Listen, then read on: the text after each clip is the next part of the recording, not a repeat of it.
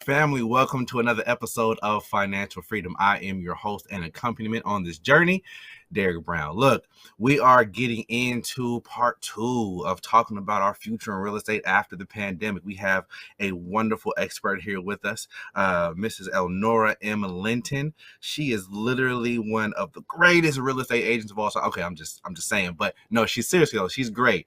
A wealth of information. She's here with us. She's actually is in GA, where she ranks in the top 20% of 380 agents in the Keller Williams Realty Atlanta Partners in Stockbridge, Georgia.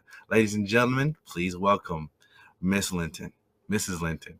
Sorry. Thank you. Glad to be here. Thank you for staying with us and having an extended conversation with me. So this is going to be good. So you left us on a lot of cliffhangers last episode. So we got into loans, FHA, VA, WNBA, all these loans, and I didn't know what any of it meant, right? And then you got into percentages and what we should have in the bank because I asked you, like I knew what I was talking about. And then so we need to rewind a little bit and kind of go back because you blew my mind with this thing. So you said I could have a 580 and get an FHA loan at 3%, and I was 3.5% down. Even with home buying assistance programs, they want you to have a 640, but you're telling me less than that, I can still get a loan. So what's the optimal place for us to be in if we're trying to get a loan with a low interest rate? Well, what you ideally you would like to have above a 680 credit score, because you're going to get the best rate. And when you get the better rate, then of course, that reduces the amount of your monthly payment. That saves you a lot of money. An FHA loan is 3.5% down. It is a government-backed loan. But the thing with an FHA loan, you will have to pay the mortgage insurance throughout the life of the loan. So unless you actually refinance it and switch loan products, or unless you sell the house or pay it off, that you will have that mortgage insurance. Okay. So let me ask you this. Is there I don't know any better. Is there a penalty for paying off your mortgage, or is it not a good idea? Like I've heard a bevy of information that says don't pay off your mortgage, don't pay off your house, pay off your house. Which is which here? Well, there is in most cases, no, there is no prepayment penalty. But if you're going to pay more than your monthly mortgage payment, what I recommend is that you pay that towards the principal only. And that will save you in interest. So that's, and we recommend that people pay, try to pay one extra payment per year, and which will save you thousands of dollars. That is towards the principal only. Another easy way of doing it, rather than, pulling out that lump sum, some people like to do that at tax time. They say, well, I'll do it at tax time. And tax time comes around, they get that refund, and then, they already spent that on something else. They're ready to go on vacation, all of that stuff. I'm buying a Jaguar next year. Y'all ain't heard me. Well, don't do it before you buy a house. Buy your house first. I'll be sleeping in my back seat. Look, then I'll be able to live in there anywhere I want. Okay, so speaking of which, we had some good stuff come up in between shows. Let me ask you this: how big a deal is location when it comes to buying my house, my condo, whatever it is? How big is that? How big a deal is that? That is a big deal. Because what other homes in your area are selling for will directly affect what your house sells for. So, because an appraiser looks at what has sold in your neighborhood, and they compare your square footage and the condition of the home and all of those things to what has already sold. And so if the houses in your neighborhood are not doing well, and you've got the biggest and baddest house in the neighborhood, it could affect your house. Or So just even if in my on house, a regular basis, it affects it, what's happening, how well the neighborhood is maintained, and all of that stuff affects the value of your home. so even if my house is pristine, grass just green, just chilling, just perfect, all the blades just waving hello when I walk past, everything is great. But if my neighborhood is bad, of the housing, I'm sorry, the housing in the neighborhood is bad, it's still going to affect my property values. If Fred Sanford is across the street, that's gonna affect you. What is that going to affect my loan? If I move in, if I'm looking at moving into a place, and let's say I want to buy a home here, and maybe I'm saying, hey, auntie so and so, you should buy a home here, it's cheap. Is that going to affect my loan if I move into a neighborhood that's not that great? Yes. Well, because the amount that the bank is going to loan you is based on the amount that the house appraises for. They're not going to loan you a penny more than what it appraises for. So yes, but when you get that appraisal, then your agent, if the home does not appraise, your agent will be able to, should be able to go back to that seller's agent, that listing agent, and say, look, okay, this didn't appraise, and you can contest it, or that seller may be willing to reduce the price to the appraised value, or you may want to pay. A lot of people are doing it right now because of the way the market is. Pay what is called the appraisal gap, the gap between what it appraised for and the sales price, the price that you're under contract for. Wow. Okay. So how do I know the house is, and you kind of mentioned this a little bit before, how do I know the house is appraised fairly? Well, your agent will be able to help you with that, but it's gonna, if it's in line with what's going on in the neighborhood, then you're fine. But if it's a big disparity, that's a red flag. So what's the big disparity? And I'm sure some of that is going on. what's the big disparity?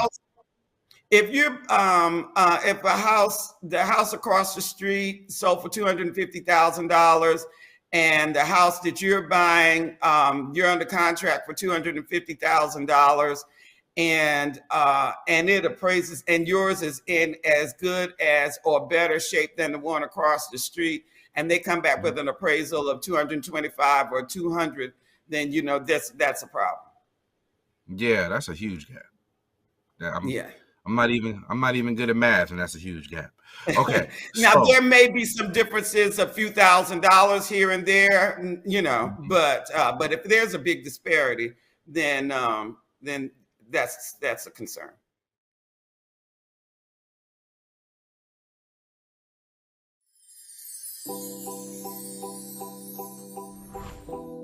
Looking at those areas of how you became who you became, and then looking at what were all the influxes that interfered with all of the stuff. We don't like to do that. That's too much work, Selena. Sometimes you have to take it in small pieces, in small fragments. You can't just run through it and say, okay, let's merrily do this work. It'll be fun. No, it's not fun work. It's painful. But we have to do it to get through it.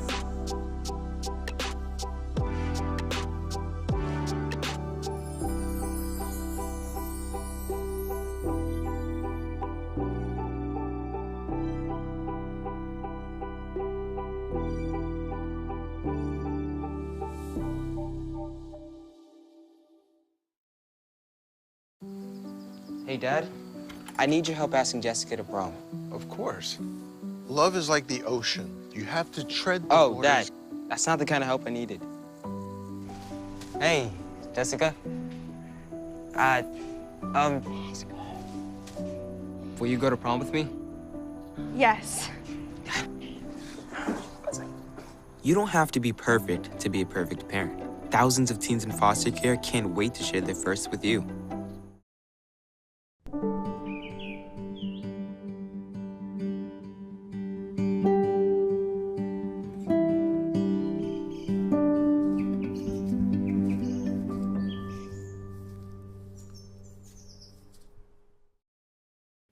Let me ask you this. Like, so I'm in Atlanta right now.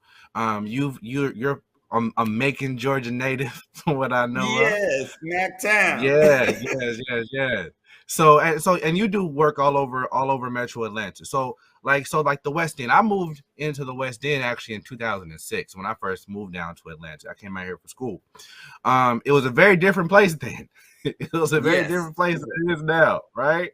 So, but I had people who actually bought houses in the area because they had forethought or knowledge that, you know, this area was going to improve before it got gentrified, right? What kind of pipelines of information do I need to tap into to know that kind of stuff? Because I remember before that place was built up the way it is now, I remember hearing people buying houses, and I'm like, why are you buying houses in the West End? But they knew something I didn't. Where do I find that kind of information from? If I'm looking, well, what people were doing at that time, they were, they were talking about the Beltline and talking about all of the things that they were going to do. So that comes from the city. So you've got to look at the area and look at what's going on, the city plans, what companies are planning to come to the area, and all of those kinds of things. And that's what they did. Okay.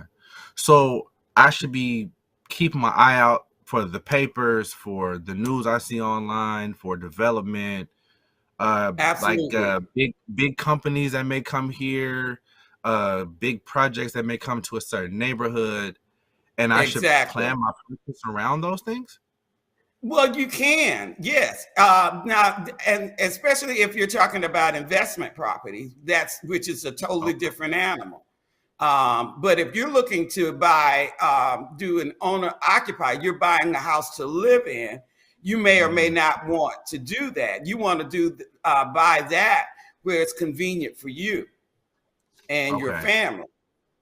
So I know a lot of people are trying to do the whole Airbnb thing. They're doing they'll sublet their condo or their house or a room or stuff like that. You said that was a whole different animal as a rental property. What makes it such a different animal? Well, so you have rental properties and then you have Airbnb. So they're different. Yes. Okay. So you have rental properties where people are literally renting a house from someone or renting an apartment from someone. Airbnb, some people just buy property and it is Airbnb only. They have people in and out. The thing about that is you have to be really careful with both of them because before you purchase that property, because homeowners associations are starting to crack down on Airbnb and on rental properties because in order to maintain the value of the other homes, the owner occupied homes in the neighborhood, because they don't want a bunch of people in and out of the neighborhood that don't really care about the neighborhood. And then, of course, people are renting Airbnbs and they're having big parties and that kind of thing. So a lot of HOAs are not allowing them. Some are not allowing them at all. Some of them are restricting them. So you have to be careful with that. So in your opinion, are HOAs a good thing or a bad thing? Well, it depends. You see this look on my face, right? So just like, yes. HOAs can be a good thing because it can stop your neighbor from painting their house bright purple or Pepto-Bismol pink, and bringing down your property value. It can stop them from, driving their cars on the front lawn, making sure that people maintain their properties, their lawns and such. So in that respect, yes. Some of them are kind of overreaching, and some it's just they're really, really restrictive. So it's a crapshoot. Because I've heard horror stories, but I mean I guess Yeah. the ones that are really doing their job you don't hear about at all because they're doing their job, I guess. Right. So you mentioned earlier, and I think we mentioned this earlier, the sales history of a house. If a house has been on the market for a while, and I think you mentioned something about this when it came to the neighborhood too.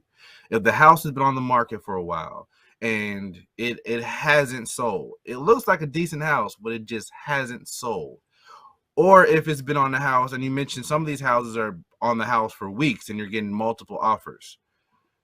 On either ends of that days, on either end of that spectrum, are there red flags?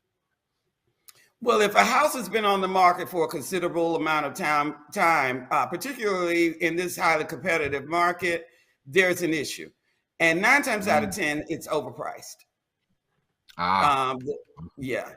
The seller wants a certain amount, and that's what they want. And they're willing to let it sit there for whatever reason and not reduce the price. Because most homes right now, if they're in decent shape, they're selling pretty quickly.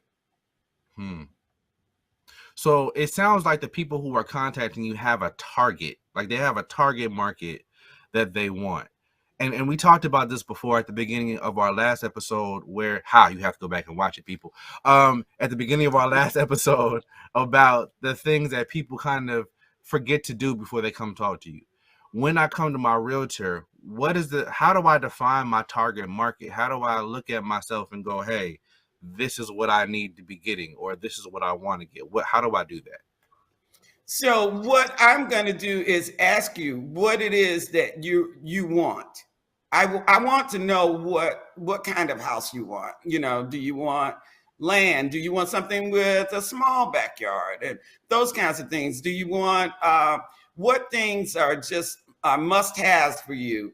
Do you need a bedroom on the main floor? You know, for aging parents that may come to visit and those kinds of things. So I'm going to ask you those questions, and then I'm going to try to match you as close as I possibly can with a house that has as many of those things as possible. Okay. As a realtor, right, who's seen thousands of houses sold, are there any primary staples of a house that maybe an amateur first-time home buyer like myself would not know to look for that's going to help my house hold value? Because you know more than I do when it comes to this type of thing. Like if I say to you, I want this, but you know this thing over here doesn't help at all with the home. Is there anything that people have asked for? And this may sound weird, but I figure why not? Are there anything that people have asked for that actually brings down the value of a house? Well, say for instance, if it's a 4-bedroom house and you convert it to a 3-bedroom house, that could affect the value. Okay. You know, when you get ready to sell it. But if that's what you need for your family, you know, then that's fine. But those things like that, and if you go and do something really crazy in the yard and those kinds of things, Okay. Yeah, crazy paint colors, you know, odd things. Let me ask you this, and this is one thing I was kind of surprised about when I was reading for this a little bit. Do they still use lead in paint? No. That not in the state of Georgia. Now there are some homes that in Georgia that still may have them that were built before 1978. Okay. There are some, but most of the time you're not going to find any. But now anything that was built after 1978, because it was banned. Thank you. Because I was looking at that. I was reading about asbestos, and I was looking at lead and paint. I'm like, people still use that, but it was still a question that people thought it was relevant to ask. Right. So now that we've discussed that, so if we decrease the amount of bedrooms or the overall space in the house for whatever reason, that could decrease the property value. So Right. when Because it it's comes all in to what the next person wants, you know. got you. So when it comes to the property itself, what are some of the costs that the potential buyers are going to have to absorb to maintain that property that we don't think about, people like me don't think about when they're looking for a house? Right, right. So you're going to need you're not required to get an inspection, but I highly recommend that everyone get a home inspection before you buy a property. Okay. And you will have to, if you are getting a loan, you are required to get an appraisal. That home inspection is going to cost you anywhere from, I'd say, from about maybe 300 to about 475, depending. They base it on the square footage of the house, so it all depends on the size of the house. Okay. Your appraisal is going to cost you probably between 400 and 500. Okay. And those are upfront. Those are your upfront fees. And then, of course, at closing, then your down payment and your closing costs. Okay. And then you've got, prepaids with on insurance and things of that nature. So your homeowner's insurance. Now, your homeowner's insurance and your taxes, that is held in escrow, and then you have to pay that. You pay, that's part of your monthly payment.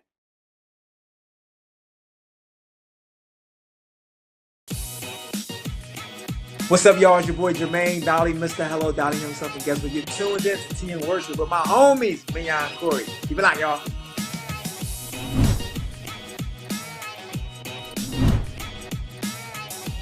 Hey y'all, it's Candy West, and you're watching Tea and Worship with Mignon and Corey.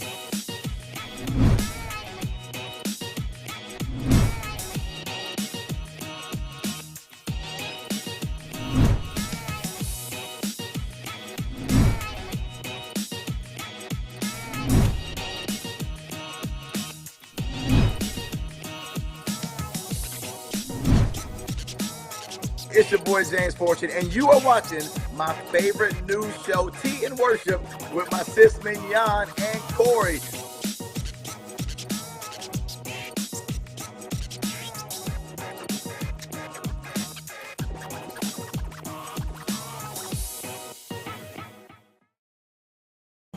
Meet the Scan, a simple procedure whose mission is to detect lung cancer early.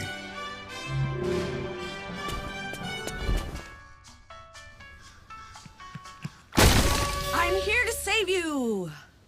But I feel fine. That's great, but you may still be at high risk for lung cancer. Oh man, that's a new fence. If you smoke, early detection could save your life. Learn more at savedbythescan.org.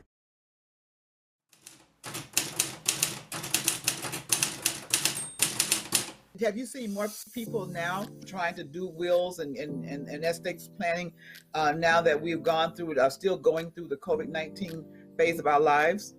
I've seen a lot more people trying to do that, to have wills, to have healthcare directives, to even to the point of having living trust. For example, a will goes through probate, so it's public knowledge. But trusts are not public knowledge, so families are really starting to take a hard look at what if I'm incapacitated.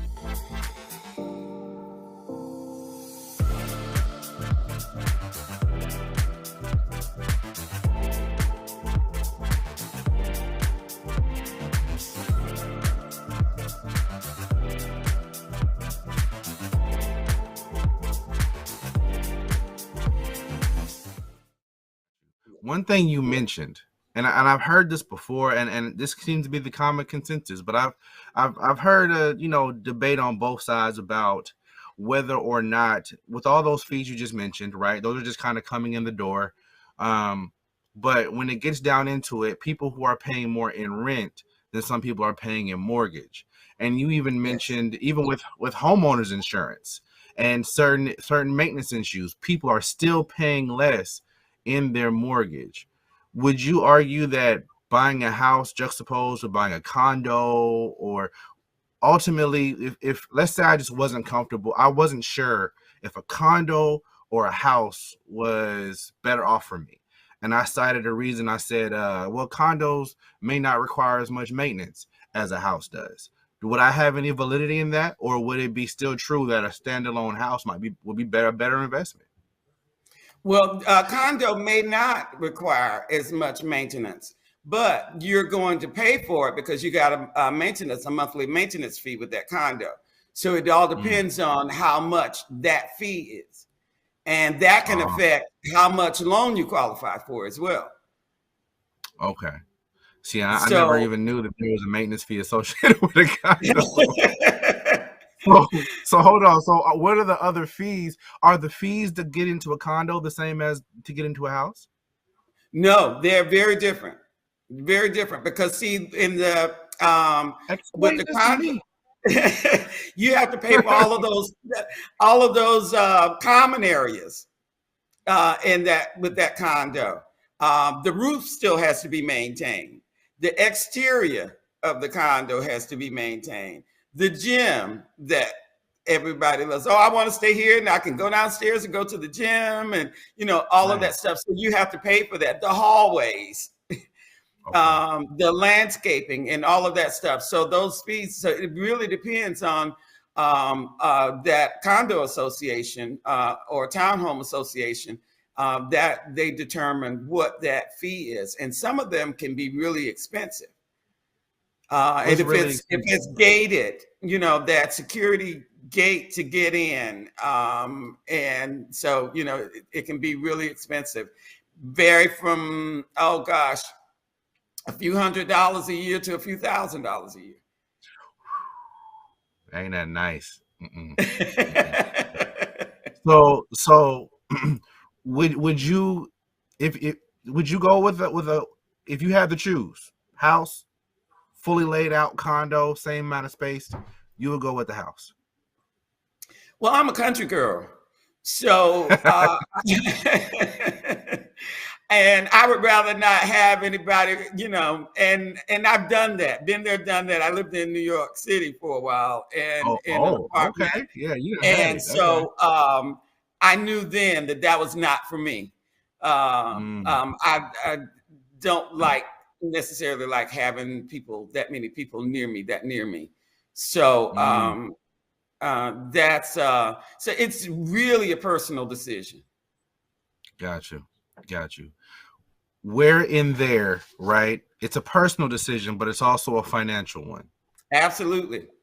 Where in there does my personal decision hit my finances and go, okay, well, I want this, but this is what I can afford? Where should my personal hit my financial? When you talk to that mortgage lender. When you talk to them, they tell you broke. That's what.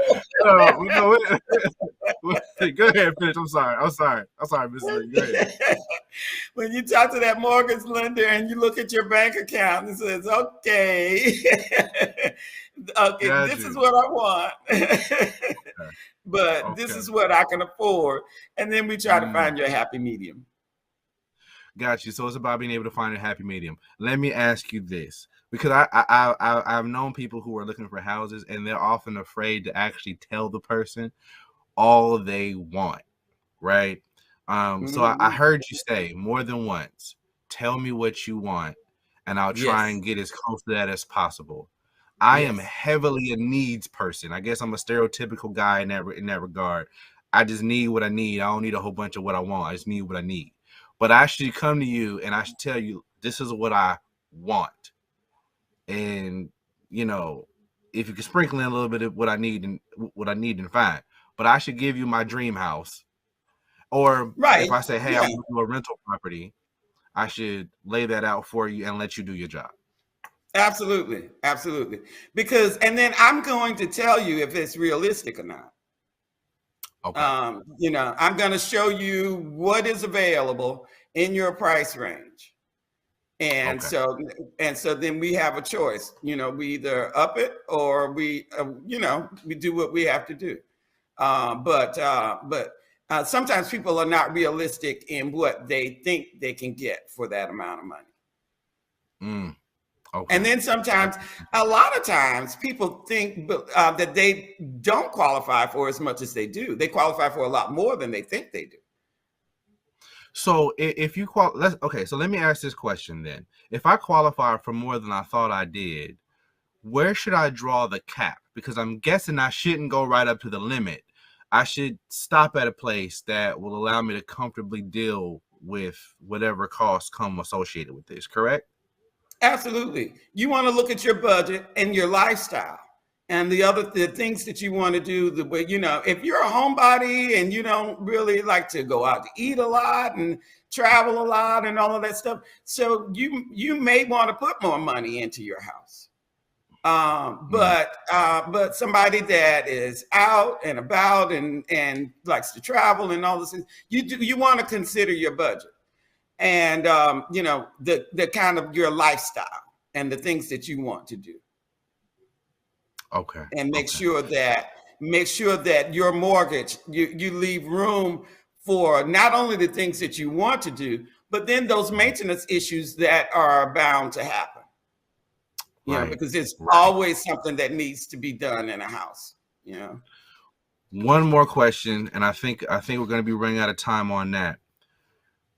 What does the material that the house is made of, or apartment is made of, or condo is made of, does that impact the price of the house? The reason I ask is because in this pandemic, so many people are on Wi-Fi. So many people are using virtual services. And I've had more than one conversation with somebody who goes, I have no reception in my house. None whatsoever. Yes. Do you find that as your people are looking for houses, that's a huge thing for them right now, especially with all the houses being stacked up? Absolutely. And fortunately, a lot of the newer homes are not having that problem. But then you've got some areas, particularly in some of the suburbs and the communities, they just haven't, in the smaller suburbs, they don't have it yet. And so there is an issue. So that is something that before we sign on that dotted line, that's something that needs to be investigated. Okay, got you. Thank you so much for your time, Mrs. Linton. You're welcome. I'm going to come looking for you myself because I may have questions as I go. Please do. But tell us where we can find you at if we got questions. And we love this some Mrs. Linton, so we trying to come ask some more questions. So where do we find you at? You can find me at elnora.godermteam.com.